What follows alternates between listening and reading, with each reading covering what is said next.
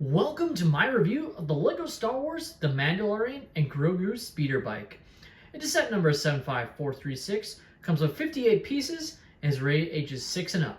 Now this set retails in the United States for $9.99 and in Canada for $12.99, which is undoubtedly one of the cheapest LEGO Star Wars sets we've seen in years. Now here we have the box with the really cool Mandalorian and Grogu, which is obviously meant to coincide with the upcoming film release. That's why they're releasing some of these older sets from previous seasons.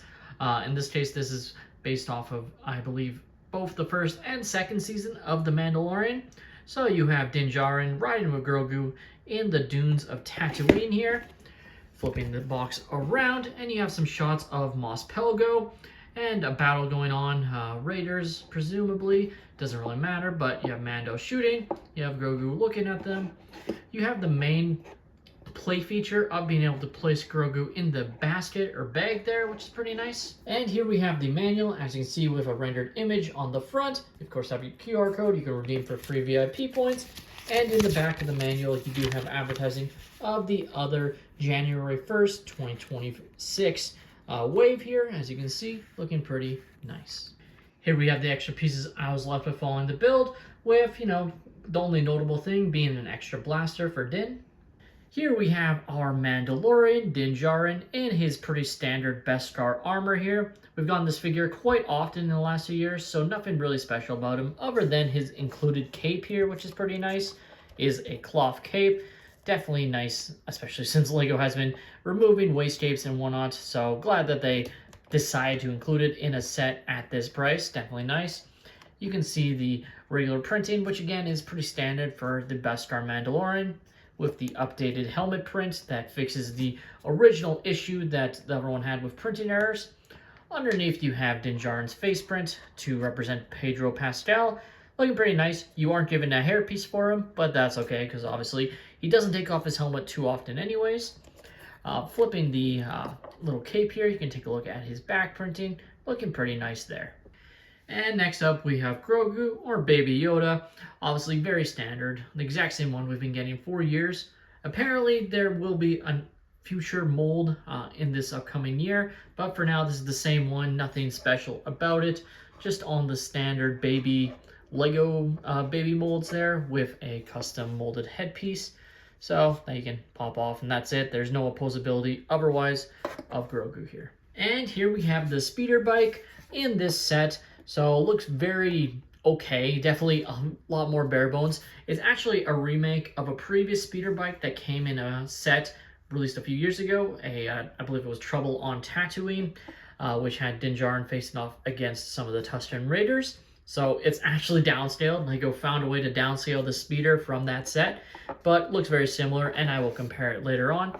But you can see it's all brick built. It looks pretty nice, all things considered, and for a $10 set, there's not a whole lot to complain about. Just would have been nice if they kept it more in line or as detailed as that previous version. Still, though, looks pretty good. Now, placing on the minifigures is pretty easy, just putting Grogu in just like that. And overall, he's okay in there. Like, he's not going to fall out, which is definitely nice, because it's not, like, held in by a real stud or anything. It just wraps around him tight enough that you're not going to lose him at all, which is definitely nice. And then, of course, you can place our Mandalorian in his driver's seat, if you want to call it that. Now, the only thing that kind of bothers me is the fact that you can't have Din Djarin hold these handlebars with how this is being used. It actually was possible on that previous speeder bike, but in this case, you can't. And so it kind of looks derpy, so it makes more sense to just keep his blaster on him better that way than otherwise. Obviously, a small, cheap build like this, you're not expecting perfection, but frankly maybe we should, like they had a better design before and they could have copied more of that design over and it would have been fine, but in this case they didn't. So let's compare the two speeder bikes. Here we have the two speeder bikes, and like I was saying, you can definitely see the downscaling that went between this original version and the new version, which is crazy to say in such a cheap set, but LEGO did it.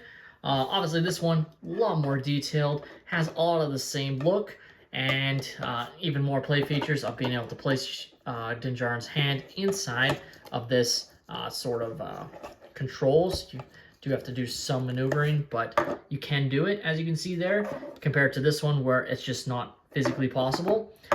You do have Grogu also inside this same exact pouch, and then you also have an additional Lego backpack included, which is nice. Overall, the design, very, very similar. You can see a lot of the same part usage, you know, with some of these parts here, but also see the differences because this one is just, frankly, a lot more detailed. This one is probably about maybe 110 pieces, probably less. This one's obviously about 58 pieces exactly. I mean, this is everything included in this set. So you can see, like, could they have just given us a similar one and called it a day? The LEGO Mandalorian and Grogu speeder bike is a perfectly fine set, and it's definitely going to be a hot seller just for the fact that it is so cheap, and like I said, is the cheapest LEGO Star Wars set we've gone in years. Like, I guess other than Brickheads, because Brickheads would be roughly the same price, but for an actual set with minifigures, this is as cheap as it gets, other than polybags, which, you know, LEGO Star Wars doesn't get minifigures and polybags anymore. So again, like, at the end of the day, it is a good buy, especially if you're looking for a new Mandalorian and Grogu, or just a simple build you can put on your desk or something if you're a big Star Wars fan. Like, this being so small might be popular for that reason as well.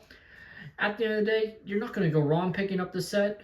I can't even say pick it up on sale because it's so cheap. Like, it will go on sale. Like, you've seen Microfighters and Brickheads go on sale, so I guess you could wait for it, but it's perfectly fine to pick it up at full price. Just, again, would have been nice if it was closer to that original design that they were basically remaking here. With that being said, that's all my opinion. Let me know your guys' thoughts on this set in the comments down below.